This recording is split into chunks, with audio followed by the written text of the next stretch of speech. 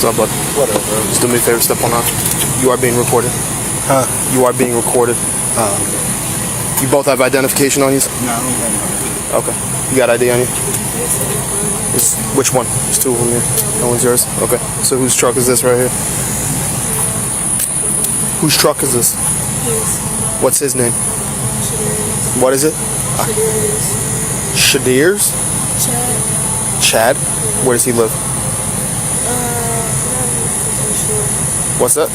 I don't know his address. You don't know where he lives? I don't know his address. Okay.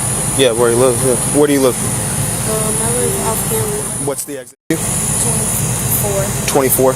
Okay. How old is this guy right here? He's 29. How do you know him? My friend. What's that? He's my friend. He's your friend? Yeah. Okay.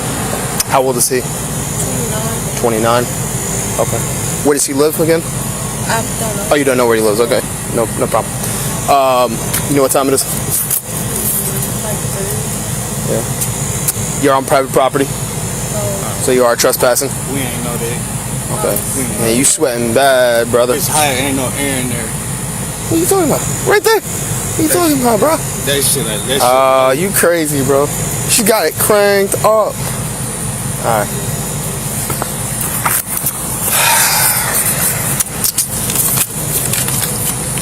First, last name, date of birth. I don't know the address. You don't know where you live? Nah, it's in Fort Worth. I don't know the address. I ain't gonna lie. Matter of This is your truck.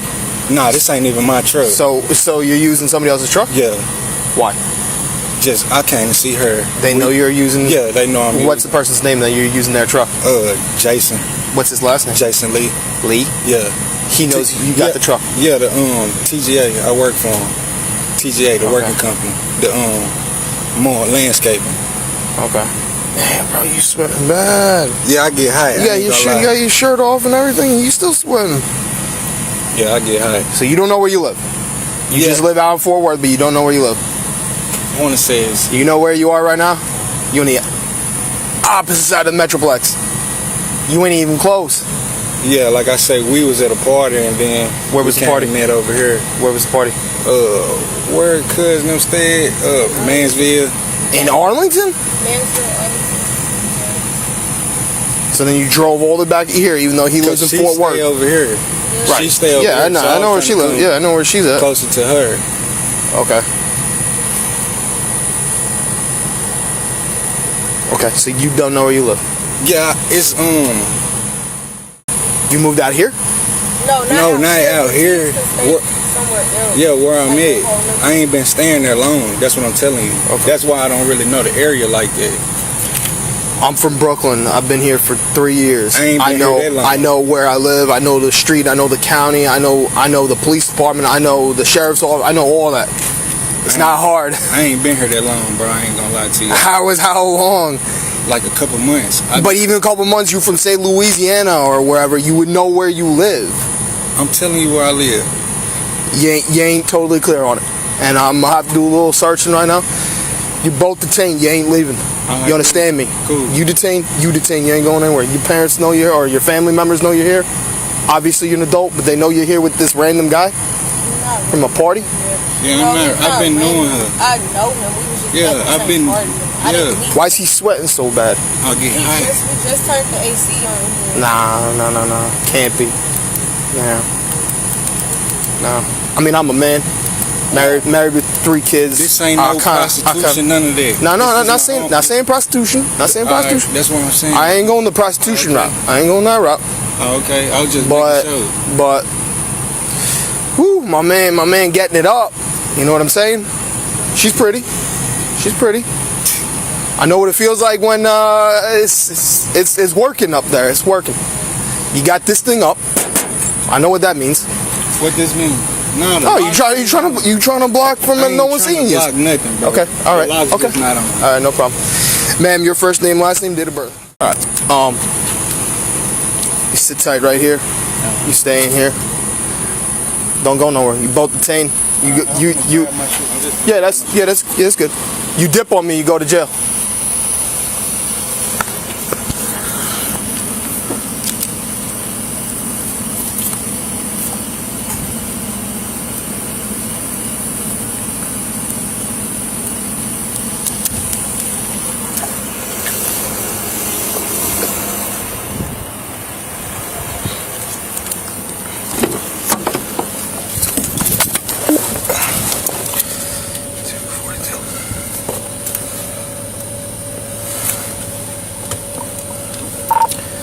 242. Put me out with a suspicious vehicle, Highland Meadows Community Center.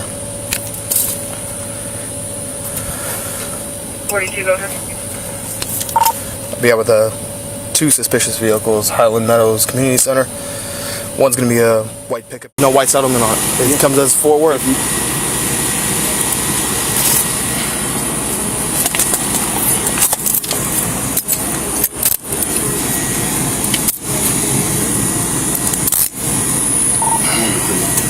Back in the car.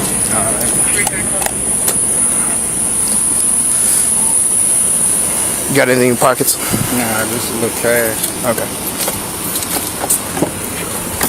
Hang on, let me just do a quick search real quick. That's your cash right there? Alright. You know how much it is? I'm not sure. Alright. And then it's got a piece of gum or something? No. Let me just double lock it on you. I don't want it moving on you.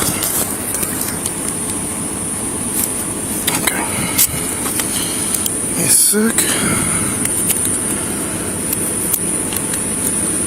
There we go, that's one. There we go, two. Okay. You can see, my AC is not really working on this one. Yeah. Let me crank it up as best I can, but I'm gonna open up this window so you can, well, both of them, just so you can. So it's really about the address of what's up? Now, you said you're not from here. Where are you originally from? I'm originally from Brooklyn. Where are you originally from? Arkansas. Okay. You are a homicide suspect. Attempted murder, Pine Bluff PD. And what? They have warrants for your arrest. Full extradition, meaning they will come and get you. I'm confirming with Pine Bluff PD. Obviously, if they say, hey, nope, we ain't looking for him no more, he's cleared, we don't need him, you're gone. If they do say, yep, he's our guy, we're looking for him, you will go to the Seagoville jail, and then Pine Bluff PD will send a warrant squad to come and get you. Okay. Alright, so how long is it gonna take? Yeah, who knows? It's gonna be a while. No, I'm talking about for you. We pull out. That's confirmation? Okay. You're under arrest now. Alright. 42, I got one in custody. Okay, they confirmed on it. So you are now in police custody. Yes, okay. sir. You are gonna go to jail for the outstanding warrant for homicide or attempted murder out of Pine Bluff PD. Okay. So what is it? Well, so it said the offense is homicide, but you're a suspect for attempted murder. So I'll know more in detail when I get down to my jail, because they got to do a teletype and they got to send it down to my PD. For homicide or attempt? I said, like I said, I'll find out more specifically. I'm getting both of them for your name. So you're getting two different charges? I'm getting two different offenses. One, you're a suspect for where they have probable cause on it. There's a warrant issued for your arrest for attempted murder. Yeah. The offense itself is a homicide, Pine Bluff PD, Arkansas. So they trying to charge me for homicide, but it's attempted murder. Probably. I get what Someone was killed. You're a suspect in it. I'll find out more in detail when we get down there. When we get down to my jail, I'll have the teletype from Pine Bluff. I'll be able to explain more in detail. The moment I ran your name, your date of birth, you have a whole bunch of aliases and different stuff, how you spell your name, it popped immediately for the felony warrants out of Arkansas. Okay? Is there any property in there that you need from the truck? Because that truck, I mean, it's not yours. It's not yours. It belongs to someone completely different. Yeah, I know that. What's up? Nah, I don't got no property in there. No property? No phone? No ID? Nothing like that? You just got a little bit of cash in there, and that's all you want to bring? Okay. What you mean? I'm saying you said you're using Jason's truck, but you got no other like personal items or property, ID, a phone, or anything you need? No. Okay. I mean, it makes it easier on me, but okay. I'll talk to her real quick. Again, I'm gonna lower this window because my AC's not working. Yeah. I'll talk to her and kind of update her on the situation. Did you happen to tell her your background to her? Nah, she don't know. She has no clue.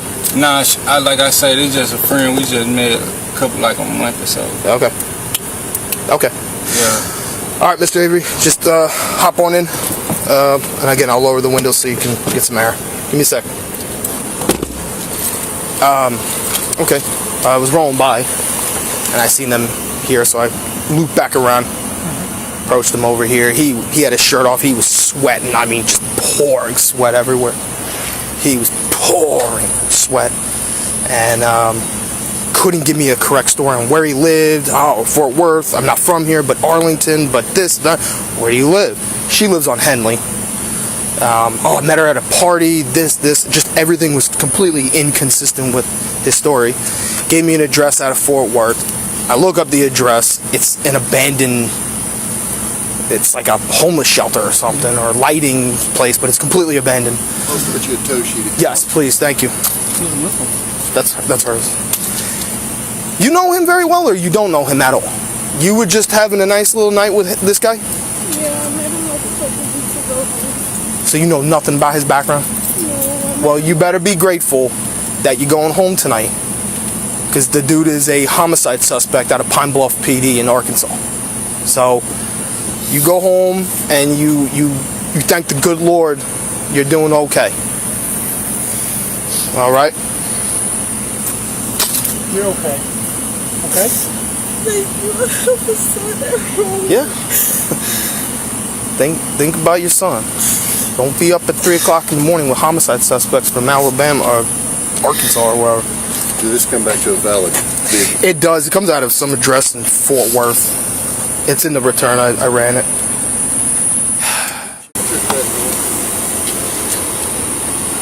You what? You didn't want to cooperate. You don't want to cooperate? Okay.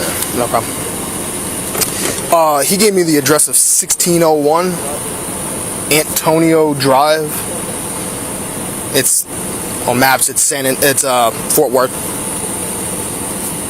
Good enough for me. Yeah, it's an abandoned building, but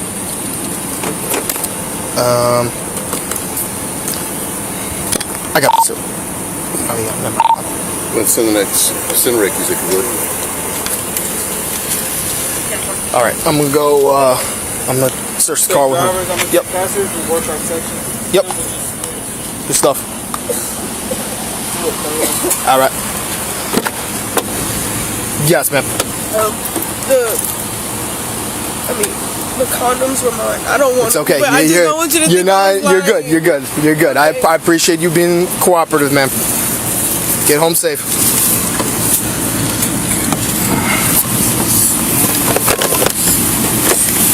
He said he uses this truck from a guy he said was Jason Lee. Although Jason Lee, it's registered to a guy called Jason Harvey out of Fort Worth. And he couldn't tell me who he was, how he knew him. Would be surprised there's not a firearm in here. He says, I just use it. The only thing was a single regional attached with a guy with the last name Avery, which is his last name, out of Carrollton PD.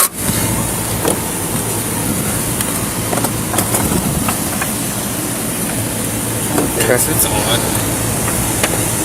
It's a laptop. And he was in the passenger seat. Just so. He was in the Yeah, she was in the driver's seat. Is this him?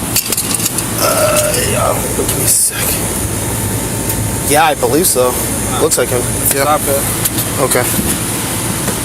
Stinks. Where at? Oh, behind the seat. Okay. Okay, in a second.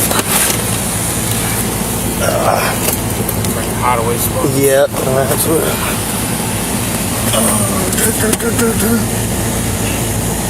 Nothing.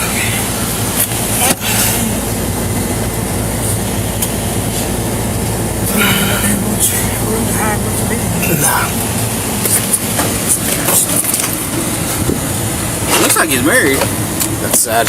Wonder who he That's sad. Cell phone. is accused of killing. Yep. Oh, it's on.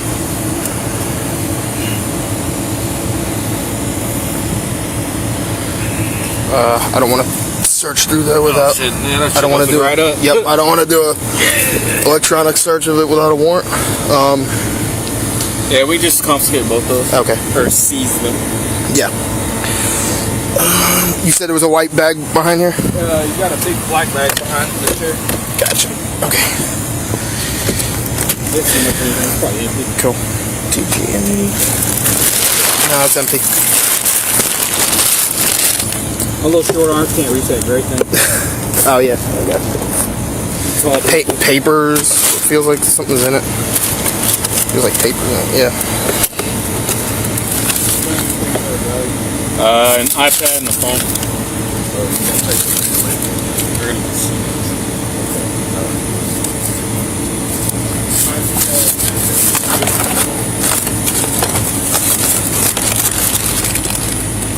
I'm almost certain there's probably something that agency would be interested on. Yeah, for sure. Although they might not know anything about this truck because he says he's been here a couple months, and it's registered again to a guy that they probably have no clue about. I can't reach into there, but I could see if I know they want the phone. I know they're sure they're gonna want. yeah, a phone and iPad for sure. Yeah.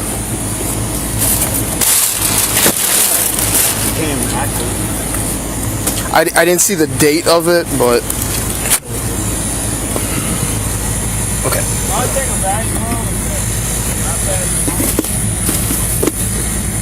Yeah, I'm not seeing anything crazy. Yeah, just that iPad and the phone. Fucking puss. Yo, listen, I'm proud bro. of you, dog. Listen, bro, I just wanted a cup of coffee. That's That's all I wanted, man. was That's a some freaking good, cup of coffee, that's bro. fucking police What are you work right talking there, about, dude. bro? I love it. I just want a cup of coffee. That's all I was interested in. You bro. are my and I was cutting all-star. through to head back down. But I'm still, bro, that's cruising a down. hell of a fucking catch. Yeah. You should be fucking proud of They, yourself, dude. it just didn't look right, man. No, you know, no. you rolling through them. I did. mean, I rolled through this neighborhood nonstop, Bro. and you don't see two cars sitting here, and So so fucking good. That's a yeah, I good want to pop. make sure. No, Check on him. I mean, bro, the pouring sweat. I can't tell you the pouring. Dude, how Meadows is your the money pouring. maker? Yeah, for real. Jesus Christ. Isn't it weird that this is the one that everything pops off from me? Yeah, geez, dude, you get them all. I want to make sure he. Nah, but, good bro, fucking pop, dude. he was looking like he was thinking about running because you know you do the. Yeah. You do this. Yeah. You know, he was thinking about it. I was like, damn, that's why I was like, guys, get here. I was like, guys, please get here. Please get here. Yeah. I was like, surprised about you to call gave up. Mesquite coming. Yeah. Yeah. Shoot, I just turned around and talked. I was like, dude, where are you? Please hurry up. Please hurry We're up. all hauling ass to you, dude. I ran I every know. stop sign. But and said, then "Step up." I didn't want the sirens to spook him. No, I shut that down whenever I made the turn up. That's what I was worried about. about. Because I'm looking through it, and my MDT froze up. So when I ran, it froze up. I couldn't close my thing. There was no alert sound. Boo, doo, doo. There was nothing. So when she said, "Are you code 4?" I'm like, what did it say? She's like, "Frank out of Arkansas." I'm like, dang. Restarted it, rebooted it, Boom. then started looking through it. Man, that's his name, date of birth, tattoos, everything, and then Pine Bluff homicide, attempted murder. And I'm like, God dang it. They got Oric, homicide and attempted murder? yeah, looks like both. I'm like, Oric, where freaking are you? I'm like, they're probably at the station. Nah, man, that's watching. Don't be humble, man. That's a good fucking pop. I was headed there. Okay. I was Nah, headed. you guys got here quick. I'm grateful because it was a little the butterfly once I you know, the little pucker when you read what the return is, you're like, no, okay. Yeah. And then you were just saying the other day on the felony ones, wait till somebody gets there, and I'm like, guys, hurry. No, that's perfect, dude. That's a hell I of a appreciate pop. you guys getting here dirty quick. I think the people I passed on Simons appreciate it. Blow them by the on Simons. About you. Oh, you can't turn my growl on first. It will not come on. You must mine works have that way. If that's the way it works, we I think there's some wiring issue. Yeah, I'll talk to you. My AC don't work. I feel bad for him. My AC don't work. He started driving out there and shutting off. But yeah, hit growl first. Won't do anything. If concerned and get growing tonight. Now that I know that, I'll put that in the email and tell him maybe this is the source of the problem. Oh, sweaty. Just want my coffee. That's all I want. He's about to Jimmy. run out of gas, dude. You? No, him. Oh no, I got a full tank, bro. I went over to QT and filled up. You got the, do you have toast? Yeah, it's already done. Yeah, he already did it. We'll talk to Donnie real quick. Yeah. Let me know when it bounces. All right. Good, man. Gentlemen, thank you.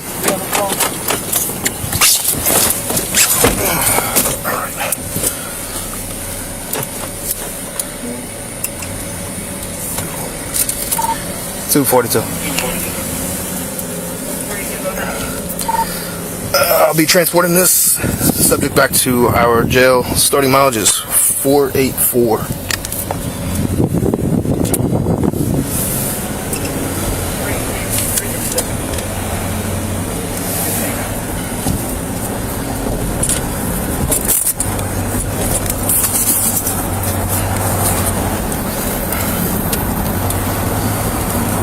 Okay, here we go.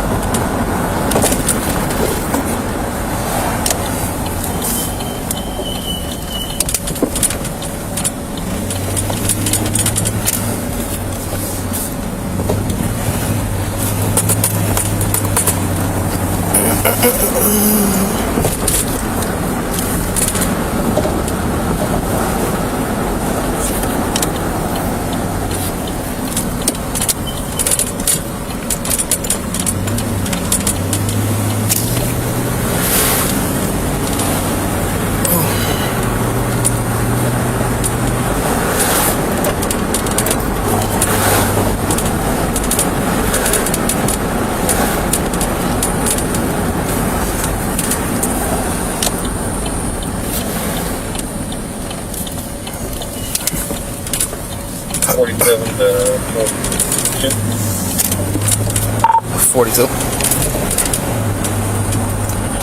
Hey, are you comfortable with the county process down the main jail? All down to the county?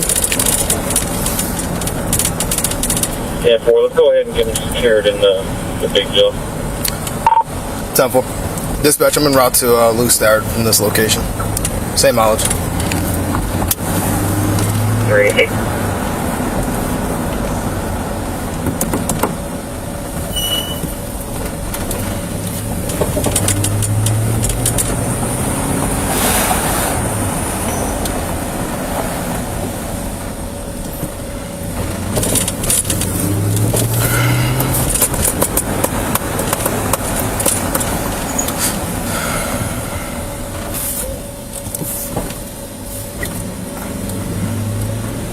Seagoville PD dispatch.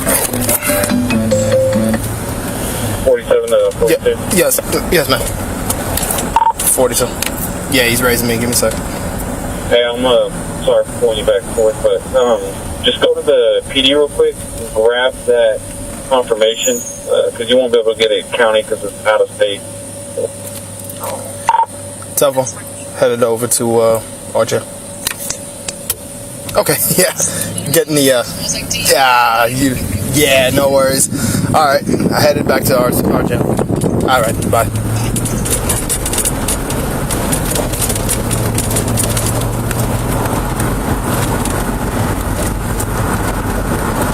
A pilot program from Cincinnati, Ohio, where these were like laser-focused investigations. You take the problems in the city, laser focus on those guys, put your blinders on until you get charges on them or get them in prison, then they move to the next target.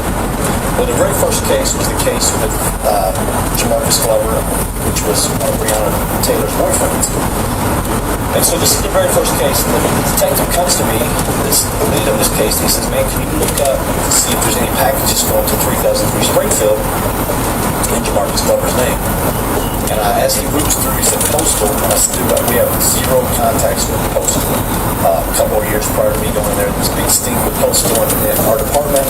They were using postal employees as informant, and evidently that's a big no-no on the federal level.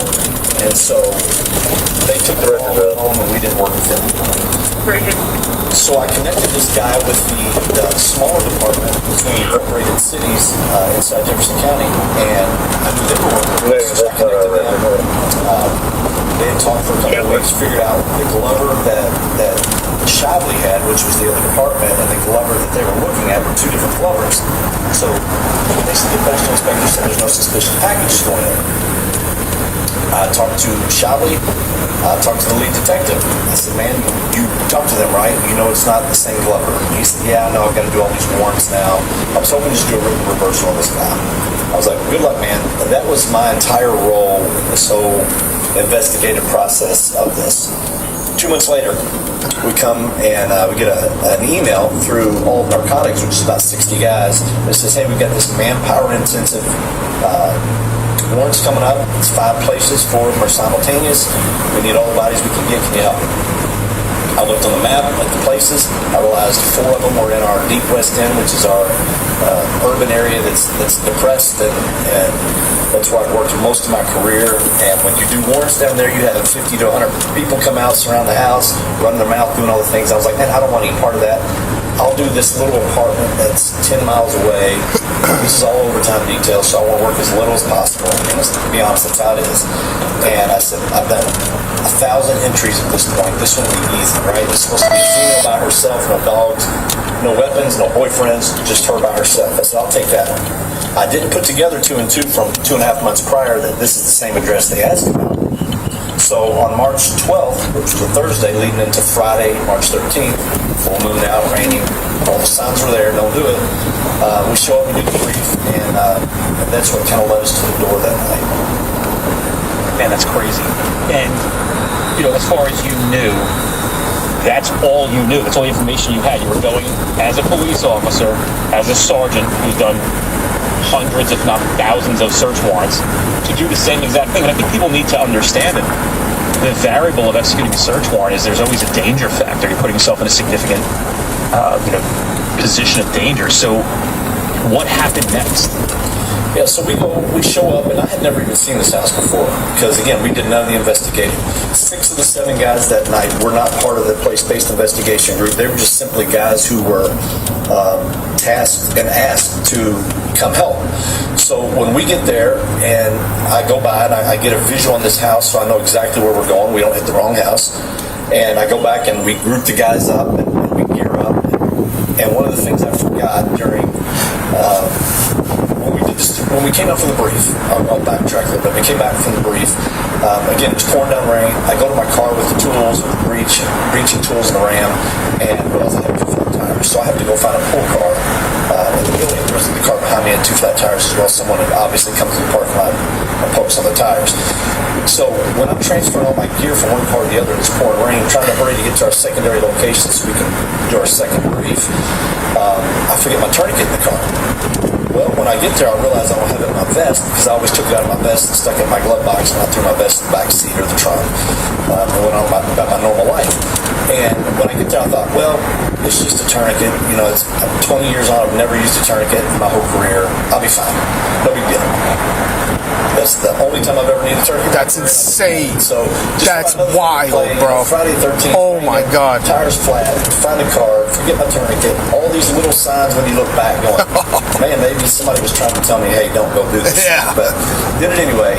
And so we go up to the door, and in the brief, they had on the board all these residences that we were going to hit. They were above them said, no knock, no knock. And then when you got to 3003 Springfield, it said knock and announce. And so I was like, well, what's the deal with these no knock and knock and announce? They had taken the no knock based on the subject, Jamarcus Glover, because of his criminal history and involvements with police and guns and the violence. And so they realized that he was not going to be at Springfield right before we did the warrants. They had a tracker on the car, ping on his phone, cameras on the houses, and they said he's going to be down on Elliott. So this one no longer qualifies for a no-knock warrant. Cool. I don't care. I don't like no-knock warrants anyway because, you're going through the door without letting people know you're the police, and I've never really liked it. So I said, cool, we'll do it normal. And then they said, matter of fact, can you give this extra time? She's a heavy-set black female. We want to give her time to come to the door, so maybe she'll get on board and help us with this case because they were making a RICO case out of this. I said, no problem. So we get to the door. I go up and I knock just like we're delivering pizza. I knock again. There's no answer. I knew she was home because the TV light was, you could see the blue light coming through the curtain. Her car was out front. And I thought, well, surely she'll just come to the door, right? This is going to be easy. It's a female by herself. Generally, those are fairly easy. She did not come to the door. 42. I'm out at the jail. Mileage 488. 3645.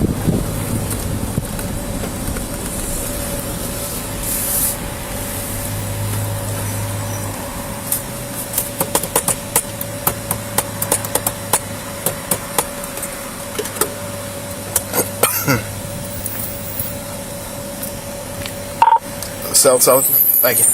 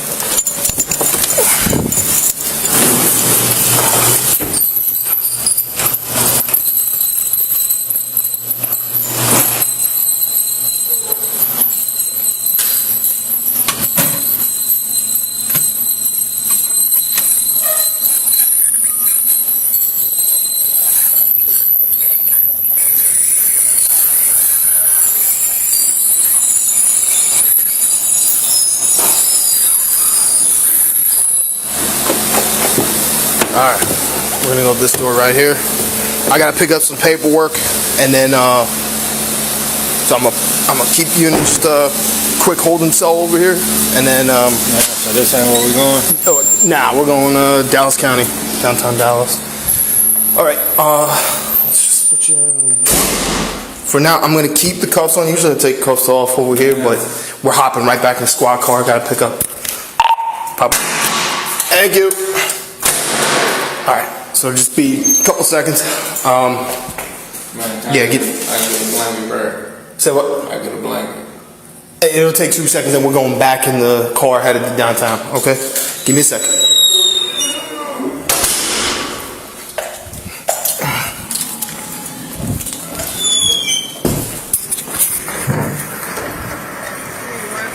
Thank you. Okay, so he has two. Yeah, right. There's two. Yeah, the attempted capital murder and first degree battery. Okay. Okay. So because it's out of state and the county wants specific things. Yeah. The original confirmation, and I'm always saying this just in case they want to give you Yeah. a hard time. Probably will. They want the charge, the bond, all in one. So for not that one, for this one, for the capital murder. Well, both of them were kind of funky. Now, so you're saying on the DSO sheet? No, so on their actual confirmation. So all that, okay. When they finally confirmed, they did it, they put the OCA number. Yeah. They didn't reiterate the charge or the bond. Ooh. So I had called them back and I said, I need the charge and the bond. That's what I got. Gotcha. Okay, so if they ask for it. So if DSO says, are they going to then it needs to say, we will extradite bond and charge. On this one, it says, we will extradite. They also just sent me a hold. I'll put it in here as well. Okay. So if they want to argue that, it's all in there. It's all in there. But also Okay. in this one, in their confirmation, they didn't reiterate the charge, but they confirmed there's no bond, and it's a absconder warrant. Okay. For, in here, it'll say parole violation on a first degree battery. So essentially, it looks like they didn't put it all in there. It looks like it, but it's in there. Between the hit and their confirmation, Yes. it says we will extradite. That is the charge. This is the bond amount. Okay. So it is definitely in these sheets here, because they're gonna be like, well, where it doesn't say. The way we Gotcha. would write it. Gotcha. Okay. And then this is from Jefferson County. So this one's for the capital murder. Okay. Oh, so it's two agencies. Yeah. So they're both out of the same state. Okay. This is Arkansas Board of Parole. It's a parole violation. Oh, gotcha. Battery. Okay. Jefferson County is the capital murder with a bond of now. $1 million. Is it the SO or is it Pine Bluff PD? Because I thought it says Jefferson County Sheriff's Office, Pine Bluff. Gotcha. Okay. Yeah, that's what I was saying. I was like, I thought I saw Pine Bluff, but okay. This is them sending a hold.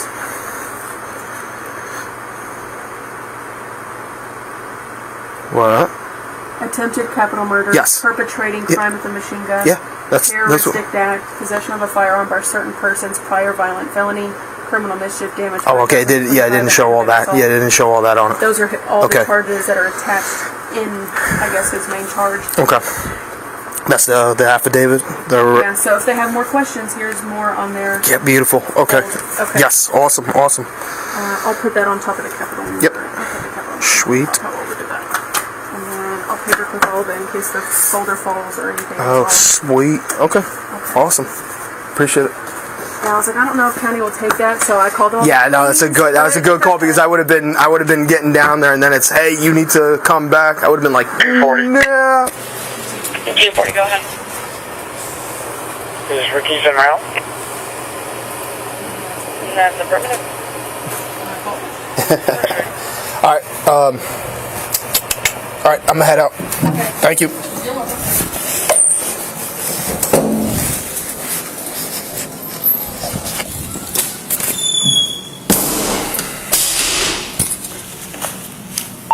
Pop one.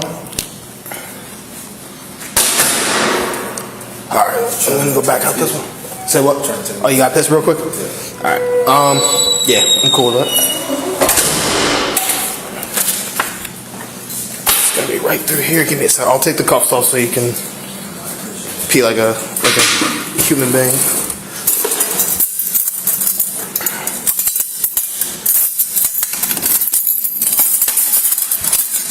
All right, give me it. Here, come here. There you go.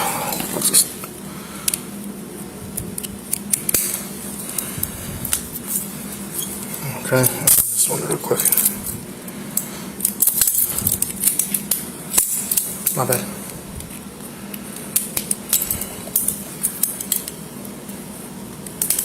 Okay. Yep. Alright, cool. My bad. Okay, let me just double lock it and then we're good.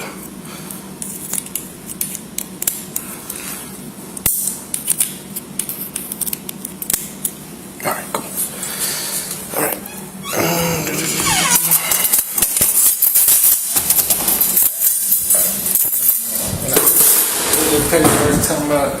Say it again.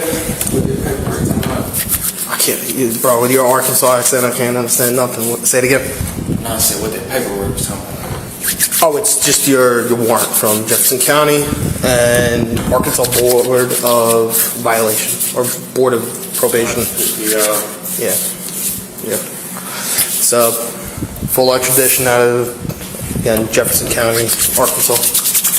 I'm saying, will I get the paperwork? No. It's not a fact. Let me grab one of these. You know what? Just do me a favor real quick. Just sit right there real quick. Let me knock this out. I'm going to, again, just ask some basic questions on you. This is just for Dallas County. Man, I hate that.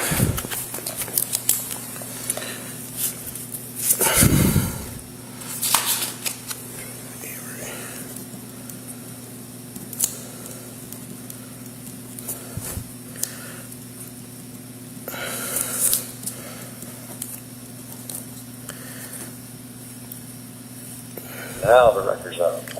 How much you weigh? 450. Probably $175, something like that. Alright, just I'm gonna make some guesses.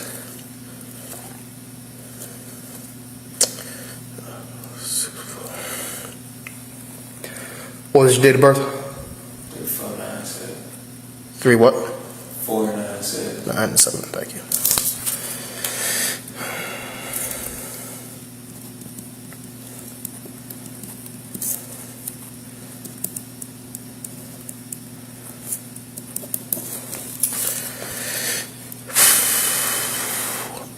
You were born in Arkansas? Yeah. Arkansas. Citizen. Non-Hispanic.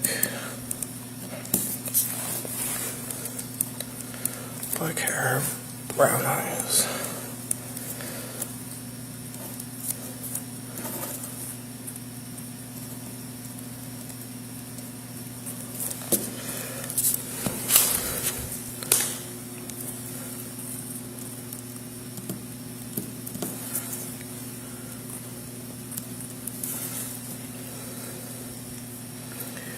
Do you happen to know your driver's license number?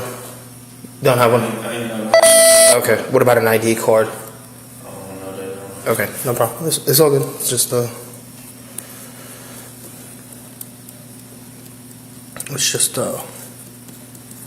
questions I gotta ask. Hey, so if y'all take folks from Dallas County, what this for? Say what?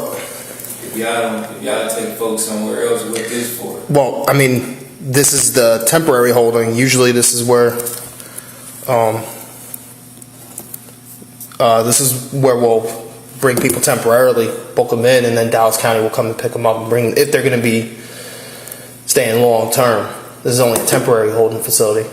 The nature of your warrants, you're just going to go. And shit come here. Yeah, felonies too, but they get booked, then they get arraigned by our judge, and then if they don't make bond or they go in downtown, deputies come and pick them up. Today's the 2nd.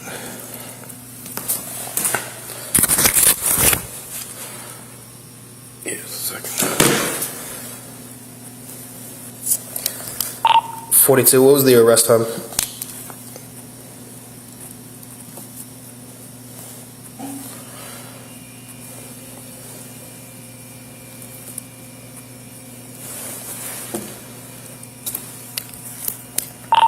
.242. What was my in custody time?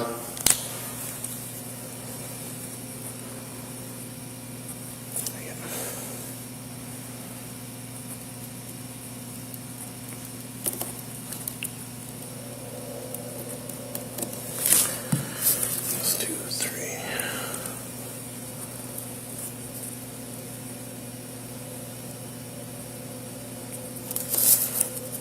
Married, single, divorced?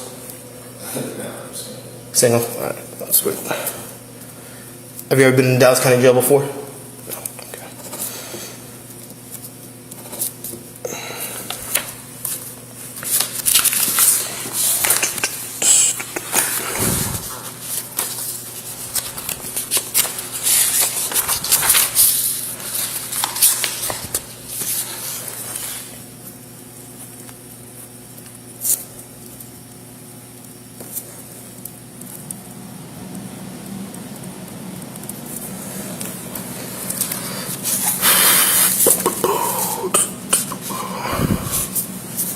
Warrant number 56372.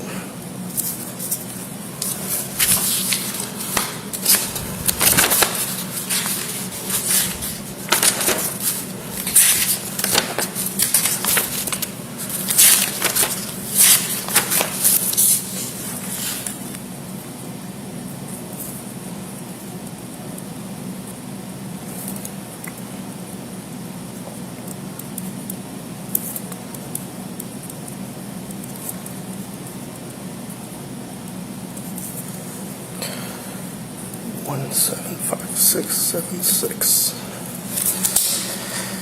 Okay, that helps. That'll expedite everything.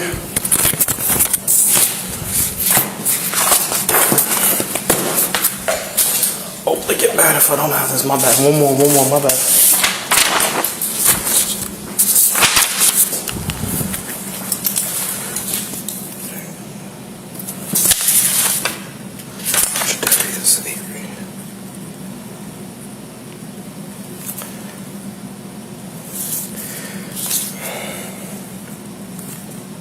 Wherever to go.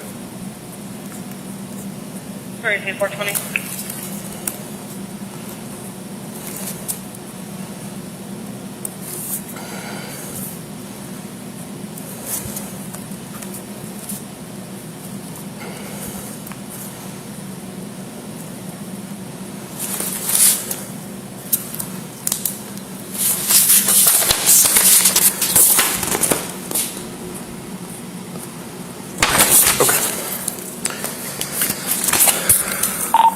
Pop 24.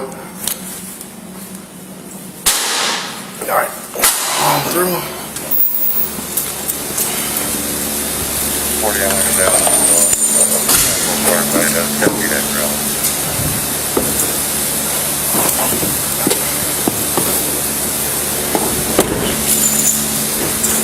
Oh, no.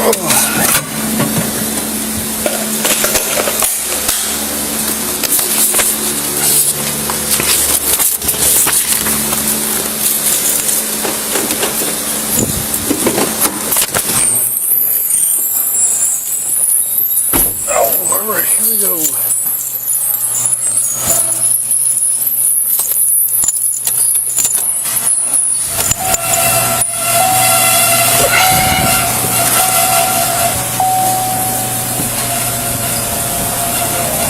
at the first 2 knocks, so then we begin to knock it out. And then the door is okay. So out back, stairs come down to the apartment. This is not even a guy that's stopped. He's trying to go back to the house. He's wondering what we're doing there. So we brought a neighbor out, professional. Got a neighbor back inside. 42, I'll be en route to Lou Starrett from Seawell Jail, mileage 488. Very good for 22.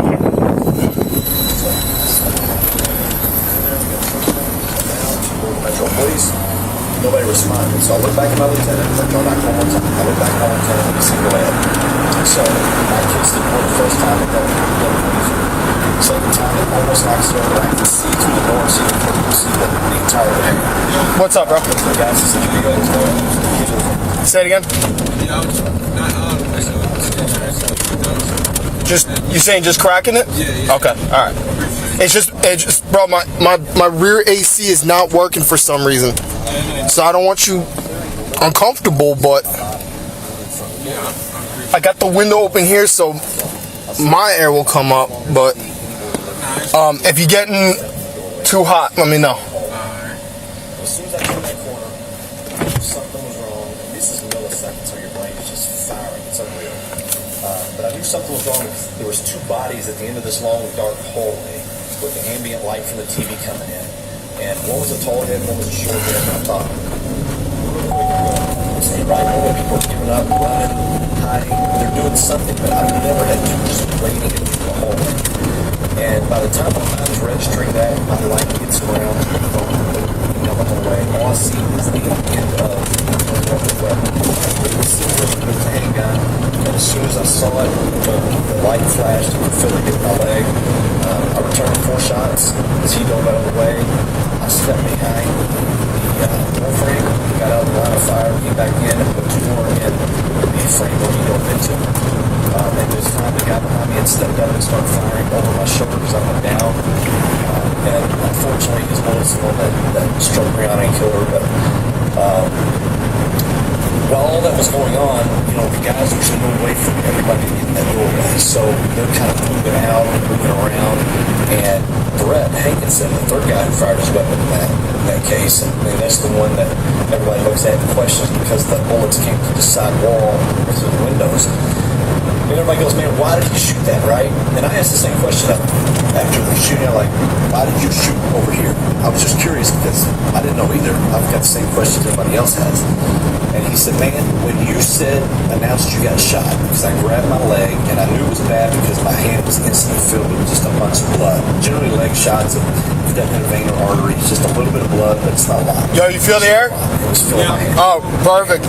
Perfect. Okay, cool. Shot, I could hear the gunshots. You don't feel it? Around the front because it was No, the air. You feel the air back there? No. Turn the AC.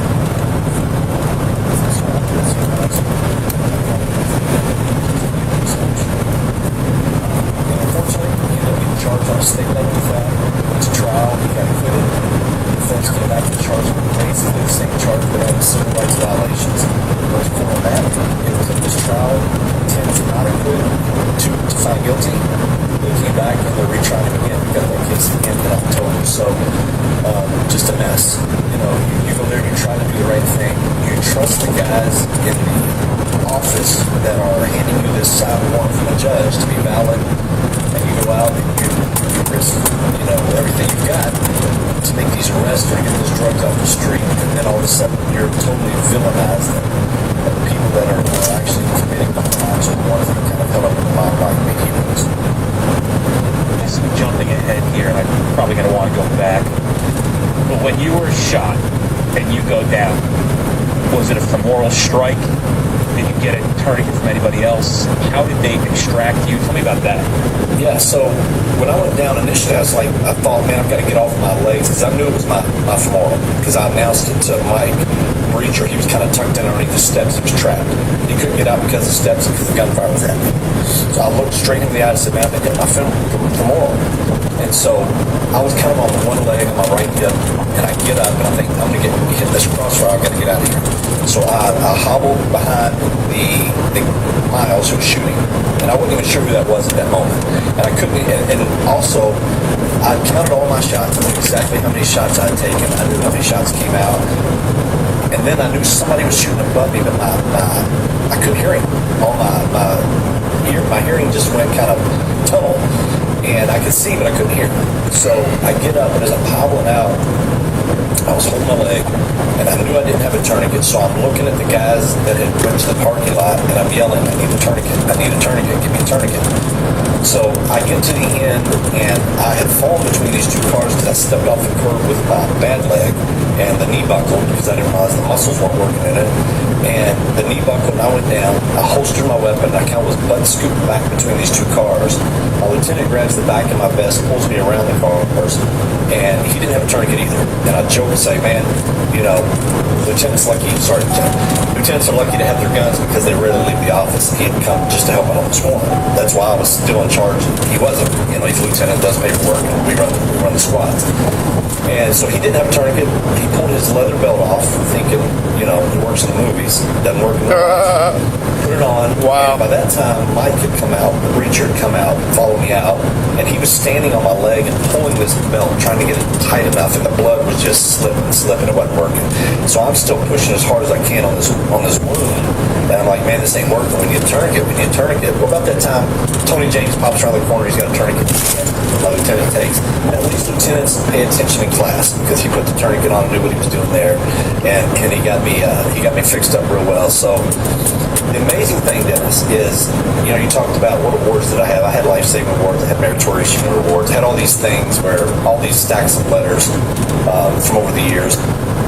Our department refused to give the guys who saved my life life-saving awards. That's ridiculous. Charged. They would not give me a Purple Heart because it was too politically charged. Wow. I didn't care about the Purple Heart. I mean, you do, but wow. at the same time, I was more pissed they didn't give the guys who saved my life awards than me.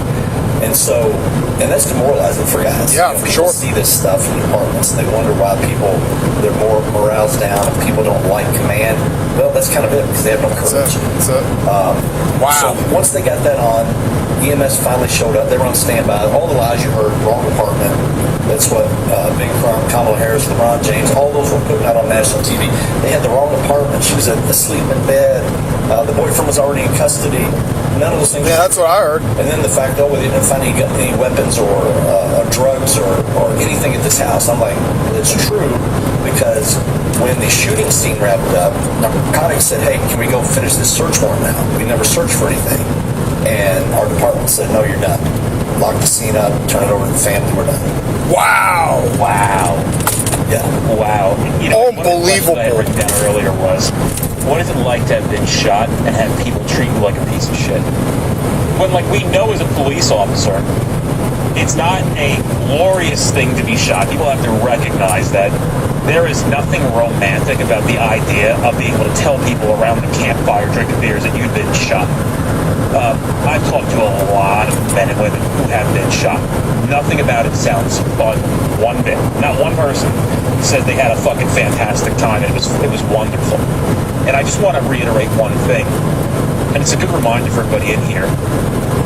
You're not the first person that has told me that it's important to have your tourniquet and know exactly where your tourniquet is. It's really the message you're giving me. And I want to reiterate that. Jesse Barnett, who is like the love of my life. He's a Philadelphia cop. They ran up to the car. It was the radical Muslim guy shot, put 13 rounds in his car, hit him 3 times in the arm. Jesse did not have his tourniquet on his person. He had it in his duty bag, and his partner wasn't with him that night. He's riding single low. Where he kept his duty bag, it wasn't where he was normally keeping it. So, and then, I've heard this over and over again. I mean, we see the video of that Arizona State trooper who makes the traffic stop. he gets popped in the leg and his tourniquet's in his mat pocket of his door. You know, like, people have to really, and I say this constantly, treat this job with the amount of seriousness that it deserves, because it is extremely dangerous, and it's one of the very few jobs in the world that will take your life. And as soon as you come just a hair complacent is when it happens the most. In your job, always prepared, obviously well trained. I mean, you're in your 40s, you look fantastic. You're obviously not a fat shit. Right? You're 51. See, like, even better, you can justify it even more. So clearly, you know what kind of guy you are. It's just that one time, and it happened. I even have guys all the time. I just got complacent. And we beat that fucking term down in the academy. They just got complacent that one time. What do we as cops think, though? I mean, number one, we make fun of the gear queer guy, we call him, right? The guys who have all the cool stuff. But then when you're in one of these situations, you're like, I wish I was that guy. That guy's ready. He's prepared at all times. He's constantly thinking, man, the next step up. He's playing chess, right? While some of us are playing checkers because it's not going to happen to me. That's how we feel. We may not verbalize that, but we think we're squared away enough. We think I've done this enough times. I've been through this situation. I'm prepared. I know what I'm doing, so it's not going to happen to me. And then when it happens to you, you're like, oh, God, this really just happened. I mean, that was one of the thoughts that went through my head. Was like, I really just got shot while I'm sitting there.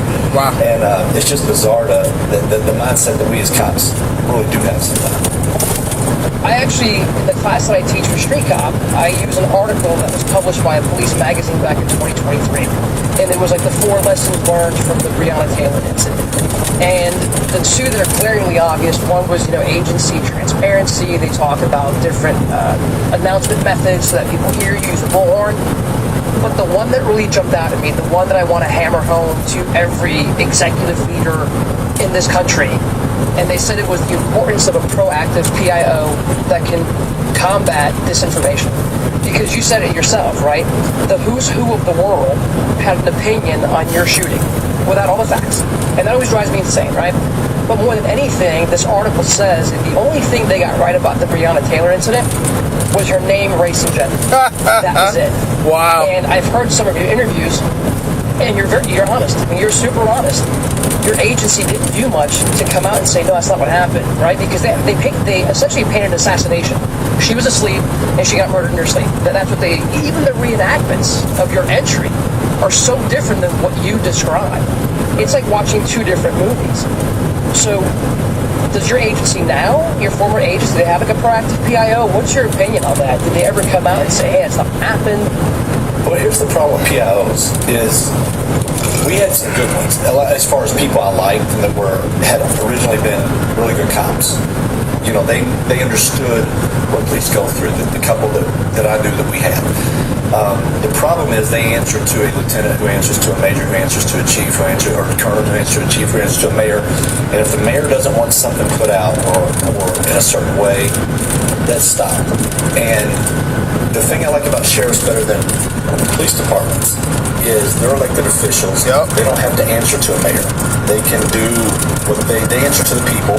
So they can take that chance of what they think the public wants and do the right thing. These police chiefs are beholden to their mayor, who we had a very progressive liberal mayor who from day one got on camera saying, if I could fire these officers, I would. We need justice for Breonna Taylor. So they totally hamstring the police department. And unfortunately, those in charge of the police department didn't have the guts to say, man, that's not right. Let's at least put the facts out. I mean, they didn't even do the bare minimum of putting facts out when they could have. That would not have hurt the case. I didn't have body camera. I wish I did. Because I think if I'd had one, I would have never met you guys. Wow. Because you would have clearly seen all the things that took place like I described them, and people would have went, man, they kind of did the right thing. It was an unfortunate situation, but they did the right thing. And all those lies wouldn't have been spread because our policy was, at the time, within 24 hours, they released body cam footage. But since we didn't have body cam footage, they wouldn't even put the cover sheet for the warrant out. They wouldn't combat the fact that she wasn't in bed. They wouldn't combat the fact that the boyfriend wasn't in custody or that we had the right house. They were mum's the word on all that.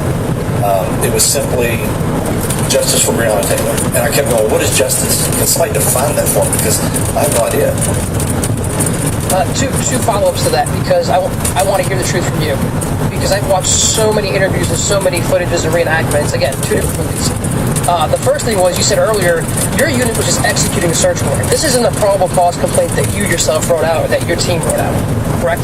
Correct. Didn't even read it. Unfortunately, I should have. Well, realistically, when we do search warrants, right, or we work with another unit to do search warrants, I'm not reading their probable cause complaint. The warrant was signed by a magistrate or a judge. That's all I need, right? Yep.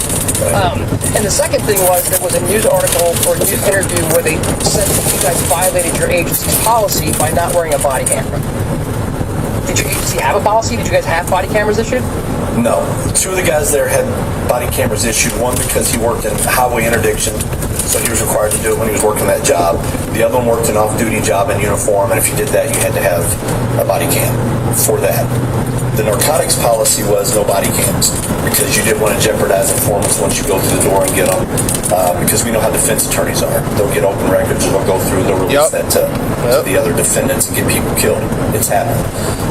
So that was the policy then. It's changed now, obviously, because of this, which I'm fine with. You know, turn them on entry, then turn them off.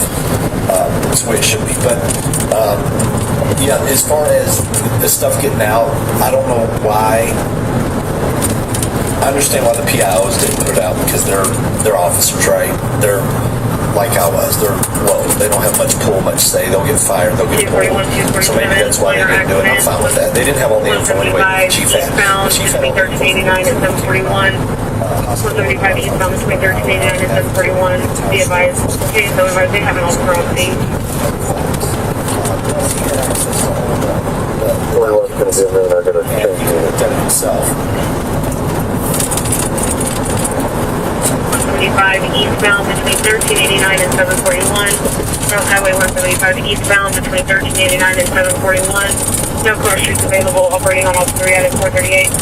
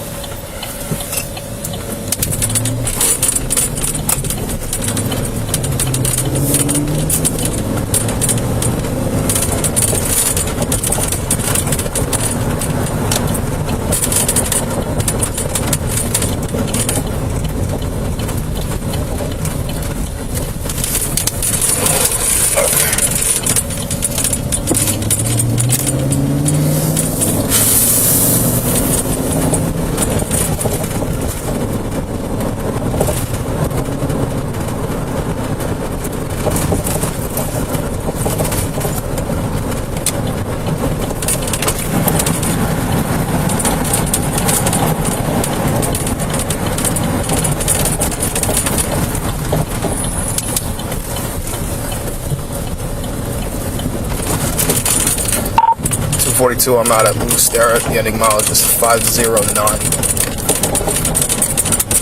360.